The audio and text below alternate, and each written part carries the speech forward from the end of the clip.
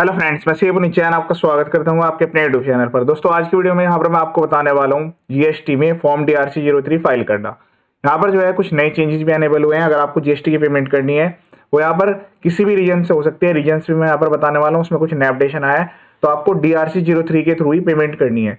वैसे अगर आपका कोई गलत आपने इनपुट टैक्स क्रेडिट क्लेम कर लिया था तो 3 में भी रिवर्सल का ऑप्शन आता है, लेकिन बाद में आपको प्रूफ करने में प्रॉब्लम हो सकती है। तो आपको जो भी अगर कोई आईटीसी रिवर्सल करना है, आपने गलत क्लेम कर लिया था या 3B 2B मिसमैच का R1 3B मिसमैच का है, वो आपको DRC03 के थ्रू ही भरना चाहिए। अब यहाँ पर सबसे पहले आपको लॉगिन कर लेना है। जो आपका यूजर आईडी पासवर्ड है इसके थ्रू आप रिटर्न फाइल करते हैं वही सेम यहाँ पर यूज होने वाला है। अगर आप भूल गए तो फॉरगॉट भी कर सकते हैं। सबसे पहले यहाँ पर user name, password, captcha code डालकर लॉगिन कर लेना है। लॉगिन करने के बाद आपके सामने इस टाइप का व्यू आएगा। अब यहाँ पर सर्विसेज में आपको जाना है, उसके बाद यूजर सर्विस, यहाँ पर आपको क्लिक कर लेना है माई एप्लीकेशन। ये एक्टिविटी आप अपने मोबाइल से भी कर पाएंगे और जो OTP को सबमिट करने के लिए वो registered email ID mobile number पर ही जाता है। अब इसके बाद यहाँ पर जो है ऑप्शन दिया गया है intimation for voluntary payments DRC03, इस पर आपको क्लिक कर देना है। यहाँ पर न्यू एप्लीकेशन पर क्लिक कर लेना है। क्लिक करने के बाद आपके सामने एक पेज यहाँ पर ओपन होगा, उसमें कुछ डिटेल्स आएगी, वो यहाँ पर आपको सेलेक्ट करनी होगी। सबसे पहले हम यहाँ पर जो है सेलेक्ट करेंगे कोड ऑफ पेमेंट। तो वो आपका कोड ऑफ पेमेंट जो है वो करेक्ट होना चाहिए। अगर आपने इसको सही तरीके से सेलेक्ट नहीं किया तो बाद में आपको प्रॉब्लम आ सकती है। ये जो फॉर्म है यहाँ पर ऑटोमेटिकली वॉलंटरी पेमेंट के रिगार्डिंग है, तो एक्सेप्ट तो हो जाता है, लेकिन जब बाद में अगर कोई नोटिस आता है प्रॉपर ऑफिसर को, इसमें एडजस्टमेंट करने में काफ़ी प्रॉब्लम हो सकती है।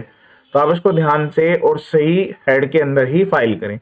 अगर आपका एनुअल रिटर्न की वजह से आप फाइल कर रहे हैं, कोई ऑडिट का केस है उसके रिगार्डिंग कर रहे हैं, कोई इन्वेस्टिगेशन या फिर एनफोर्समेंट के रिगार्डिंग नोटिस आया, डिमांड है, उसके रिगार्डिंग आप कर रहे हैं, कोई DRC01 की डिमांड है उसके रिगार्डिंग कर रहे हैं, ये 2B 3B मिसमैच के रिगार्डिंग है, R1 3B मिसमैच, पहले यहाँ पर 2A का ऑप्शन होता था, 2A 3B, अब यहाँ पर 2B हो चुका है। आपने कोई रिकन्सिलेशन बनाया उसकी वजह से डिफरेंस आ रहा है, कोई आपको सोकोज नोटिस आया हुआ उसकी वजह से, कोई स्क्रूटनी का नोटिस आया हुआ उसकी वजह से, ये हो सकता है कि सोकोज नोटिस आने से पहले आप पहले ही खुद ही फाइल कर रहे हो। इसमें अदर का भी ऑप्शन देगा और ऑर्डर का भी। ऑर्डर के लिए तो मैंने आपको सेपरेट वीडियो बनाया हुआ है, अगर आपका कोई ऑर्डर जारी हो गया उसके अगेंस्ट में कैसे पेमेंट करनी है वो वहां से आप देख लीजिएगा। फिर DRC07 के अगेंस्ट में आज हम यहाँ पर वॉलंटरी पेमेंट यहाँ पर सेलेक्ट कर रहे हैं, ठीक है। तो अब इस केस में जो है आप यहाँ पर सबसे पहले तो जो प्रॉपर रीजन है वो यहाँ पर सेलेक्ट करेंगे। अगर आपको रीजन समझ नहीं आ रहा तो आप यहाँ पर अदर्स भी सेलेक्ट कर सकते हैं, ठीक है। फिर उसके बाद ये चीज सेलेक्ट करने के बाद यहाँ पर जो है आपको पीरियड सेलेक्ट करना होगा। तो यहाँ पर जो है इस तरीके से आपको सेलेक्ट कर लेना है। अगर आपका कोई सोकोज नोटिस के अगेंस्ट में आया हुआ है तो वो नोटिस यहाँ पर आप सेलेक्ट करेंगे। उसके बाद यहाँ पर जो वैल्यू है ऑटोमेटिकली आती है। आपको जो है पीरियड, जिस भी पीरियड के लिए आप जमा कर रहे हैं उसको पूरा यहाँ पर सेलेक्ट कर लेना है। जैसे आप जो है फाइनेंशियल ईयर 25-26 के लिए कर रहे हैं तो अप्रैल से लेकर मार्च तक का पूरा पीरियड यहाँ पर सेलेक्ट कर लें, ठीक है। ये जो ऑप्शन है यहाँ पर चेंज होते हैं, अलग अलग पॉइंट के हिसाब से अलग अलग ऑप्शन यहाँ पर आते हैं, तो आपको उसके अकॉर्डिंग सही तरीके से सेलेक्ट करना होगा। जैसे एनुअल रिटर्न है, अब उसमें सेक्शन नंबर आएगा, फिर ईयर आएगा, तो ईयर आपको यहाँ पर पूरा का पूरा सेलेक्ट कर लेना है, अप्रैल से लेकर जिस भी पीरियड के लिए आप ये जमा कर रहे हो, ठीक है।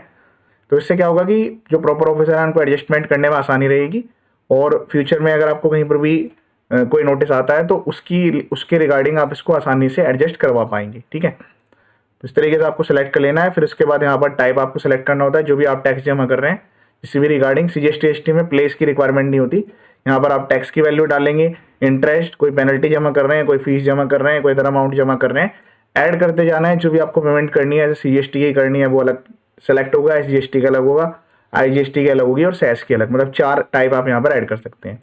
तो अभी फिलहाल जो है यहाँ पर एक स्क्रूटनी नोटिस के रिगार्डिंग ये पेमेंट कर रहा हूँ, इस तरीके से मैंने सेलेक्ट कर लिया तो ये ऑटोमेटिकली आ जाता है। उसके बाद यहाँ पर जो है ये पीरियड भी ऑटोमेटिकली आ रहा है। यहाँ पर जो है पेनल्टी अमाउंट दी गई है, तो अभी फिलहाल मैं इसको यहाँ पर डिपॉजिट कर रहा हूँ। जो अमाउंट है वो आपको यहाँ पर डाल देनी है, फिर जनरेट समरी पर क्लिक कर देना है। उसके बाद यहाँ पर सेव पर क्लिक कर देना है, फिर उसके बाद प्रोसीड टू पे पर क्लिक कर देना है। यहाँ पर मैं आपको ये चीज़ कंफर्म कर देता हूँ, जैसे हम कोई भी अगर इंटरेस्ट या पेनल्टी की अगर पेमेंट कर रहे हैं तो हमें यहाँ पर कैश लेजर बैलेंस से करनी होगी। इसमें कैश लेजर का बैलेंस है क्योंकि चालान पहले से ही जमा हो रखा है। और जो आपकी टैक्स की पेमेंट है वो IGST, CGST, HST या सेस कोई भी हो वो आप अपने जो क्रेडिट लेजर है उससे भी कर सकते हैं। कैश लेजर वाले में भी रूल्स उसी तरीके से यहाँ पर एप्लीकेबल होते हैं, जिसके सामने जो पेमेंट है आपको एंटर करनी होगी, और क्रेडिट लेजर में भी बस CGST या HST आपस में एडजस्ट नहीं हो सकते हैं, ठीक है।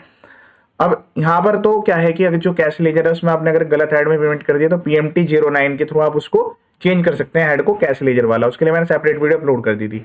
अब जिस भी वैल्यू के सामने से मुझे यहाँ पर एडजस्टमेंट करनी है तो मैं यहाँ पर वैल्यू डाल दूंगा 36239, तो IGST के सामने इस तरीके से यहाँ पर वैल्यू डाल देनी है। बाकी आपका इस केस में तो यहाँ पर जो है पेमेंट IGST के रिगार्डिंग हो रही है, आपकी जो भी पेमेंट है उसके सामने आपको यहाँ पर वैल्यू एंटर कर देनी है, ठीक है। उसके बाद यहाँ पर आप रीजन लिख देंगे, जिस भी रीजन की वजह से आप यहाँ पर पेमेंट कर रहे हैं। वैसे मैं तो यहाँ पर डायरेक्ट नोटिस के रिगार्डिंग कर रहा हूँ, तो अलग से लिखने की कोई रिक्वायरमेंट नहीं है। फिर उसके बाद यहाँ पर जो है आपको वेरिफिकेशन सेलेक्ट कर लेना है, ऑथराइज पर्सन सेलेक्ट करेंगे। उसके बाद यहाँ पर जो है प्लेस एंटर करेंगे, ऑथराइज पर्सन सेलेक्ट होगा, फिर उसके बाद यहाँ पर प्लेस एंटर करना है, फिर उसके बाद फाइल पर क्लिक कर देना है। तो आपके सामने इस टाइप का मैसेज आएगा, you are utilising cash of this amount या फिर क्रेडिट ऑफ दिस अमाउंट, ठीक है। उसके बाद यहाँ पर आपको ओके पर क्लिक कर देना है। जैसे आप ओके पर क्लिक कर देंगे, उसके बाद यहाँ पर ये जो पेज है यहाँ पर रिडायरेक्ट होगा। फिर उसके बाद यहाँ पर इसको EBC के द्वारा सबमिट भी करना होगा, ठीक है। तो यहाँ पर जो है सबमिट EBC का ऑप्शन आता है, इस पर आप जो है यहाँ पर registered email ID mobile number पर OTP जाएंगे, वो OTP यहाँ पर जो है आपको एंटर करना है, वेरीफाई पर क्लिक कर देना है। तो जैसे आप इसको जमा कर देंगे, इस टाइप का यहाँ पर मैसेज आएगा, ARN जनरेट हो चुका है। क्लिक हियर पर क्लिक करके इसकी जो PDF हो वो आप अपने पास डाउनलोड करके रख लीजिएगा रिकॉर्ड्स के लिए। बाकी आप जो है माई एप्लीकेशन पर क्लिक करके सर्च भी कर सकते हैं, डेट से सर्च हो जाएगा। तो मैंने आपको DRC03 का डायरेक्ट फाइल करके भी दिखा दिया है, और ये करेक्ट प्रोसेस है, इसके थ्रू आपको प्रोसीड करना है। टाइम टू टाइम चीजें अपडेट होती रहती है। यहाँ पर मैं काफी सारे वीडियोज अपलोड कर देता हूँ, GST और इनकम टैक्स के बेसिक फाइलिंग रजिस्ट्रेशन वीडियो के अलावा हर टाइप के नोटिस के रिप्लाई, अगर ऑर्डर जारी हो गया तो अपील कैसे फाइल करनी है, अपील में क्या क्या मेंशन करना है, नोटिस के रिप्लाई और अपील्स के सारे ड्राफ्ट फॉर्मेट्स यहाँ पर दिए गए हैं। चैनल का पर्पज फुली एजुकेशनल है, वीडियोज को शेयर जरूर करें ताकि सभी को इसका बेनिफिट मिल जाए। ये वीडियो देखने के लिए